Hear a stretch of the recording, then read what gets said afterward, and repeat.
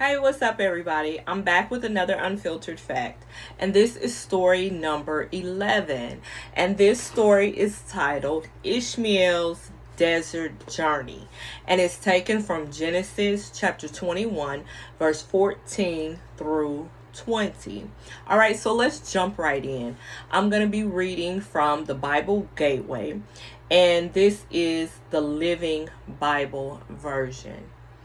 And verse 14 reads, So Abraham got up early the next morning, prepared food for the journey, and strapped a canteen of water to Hagar's shoulders and sent her away with her son. She walked out into the wilderness of Beersheba, wandering aimlessly. Now, as you remember from the previous story, Ishmael, all right, made fun of Isaac, laughed at him, whatever the situation type of play that he did toward Isaac, laughing, this didn't go over well with Sarah. And so at this point in time, she was like, that's enough.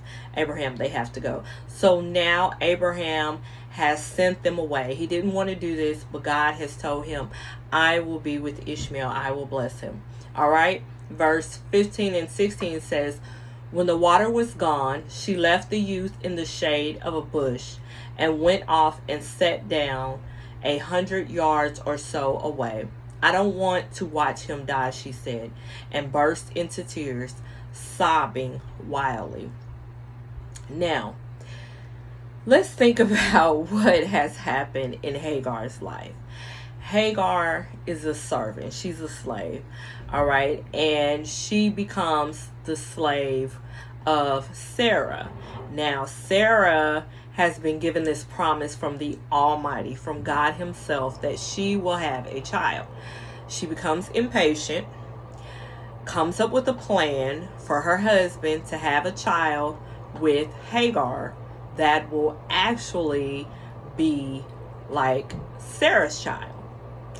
But as we mentioned, this did not go over well. So now Hagar is being banished. She is sent away, her and her child Ishmael, into the wilderness. Just get lost, get away.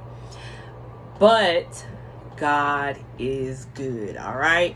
God sees everything. Hagar, now her water has run out. There's no water to drink, and they are in the desert.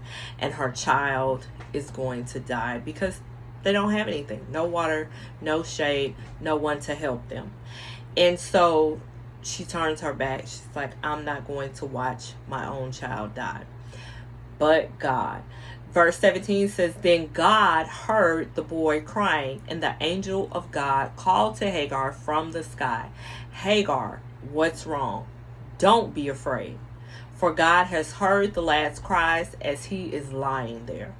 Go and get him and comfort him, for I will make him a great nation from his descendants. I will make a great nation from his descendants. Okay, so God has heard the cries. Have you all ever heard the saying that tears are liquid prayers? All right, God knows when we are in need. And here's a situation where they were definitely in need, and God provided. God is our provider. All right. And so the angel of the Lord cries out, or calls out, I should say, to Hagar and asks, what's wrong? Don't be afraid. God knows what's going on. Pick the child up. God is going to bless him. All right. Verse 19 says, Then God opened her eyes and she saw a well of water. All right. So she refilled the canteen and gave the lad drink. And God blessed the boy, and he grew up in the wilderness of Paran and became an expert archer. All right. So questions in our storybook, all right, are who spoke to Hagar? And this, of course, is God. God spoke to Hagar. Here she was in this terrible situation, this situation that I'm sure she felt like, I didn't do anything wrong. Why did they do this to me? I was only doing what they asked me to do, and now here I am. And so God intervenes.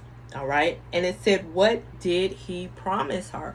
Well, he promised her that her son would bring forth a great nation. Now, we have to think about this. Hagar, it does not say that Hagar had this amazing relationship with God.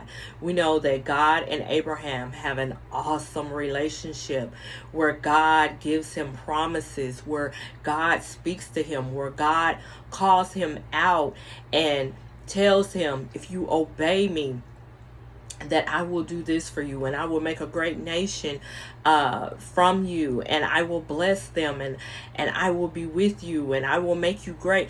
All of these things, I will bless the entire world through you. And so we don't hear that Hagar has this amazing relationship with God.